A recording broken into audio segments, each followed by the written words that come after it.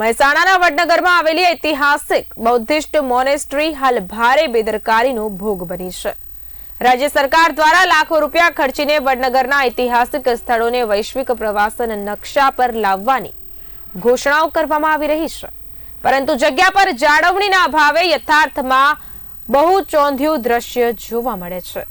હાલત તો એવી છે કે બૌદ્ધ મોનેસ્ટ્રી પર મહિનાઓથી સફાઈ થઈ નથી, જેના કારણે સમગ્ર પરિસર ગંદકીથી ભરાયેલો છે।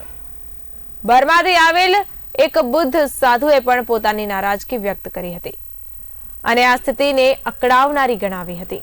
પ્રવાસીઓએ પણ તંત્રની આ અવગણનાને લઈને કડક પ્રતિસાદ આપ્યો છે। કેટલાક લોકોએ કહ્યું કે 2 દિવસ અગાઉ જ્યારે તેઓ અંદર હતા ત્યારે તાળું મારી દેવામાં આવ્યું, જે સુરક્ષા અને વ્યવસ્થાપન અંગે સવાલ ઉભા કરે છે।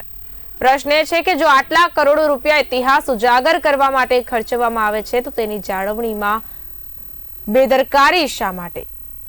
તો હવે જોવાનું એ રહ્યું કે તંત્ર સમયસર જાગે છે કે નહીં, તે તો આવનાર સમય જ बतावशे। मेरा नाम अर्चित है। ये बहुत ही ऐतिहासिक भारत के साइट पे आज हम आए देखने, जो बहुत ही प्रख्यात है। और भंते जी बर्मा से आए हैं ये बुद्धिस्ट साइट के लिए, पर यहाँ पे अभी गंदगी बहुत ज़्यादा है और लॉक लगा हुआ था, व्यवस्था अभी इतनी है नहीं यहाँ पे। तो इतनी भारत की जो ऐतिहासिक साइट है, जो भारत का प्राचीन रत्न है, इसका देखभाल अच्छे से पूरा होना चाहिए। आप तंत्र से क्या उम्मीद रखते हो? कि तंत्र जैसे बाकी सब जगह का अच्छा ख्याल रखते हैं, वैसे ये ऐतिहासिक साइट का भी अच्छा सा ध्यान रखा जाए, क्योंकि यहाँ पे टूरिज़्म का बहुत स्कोप है।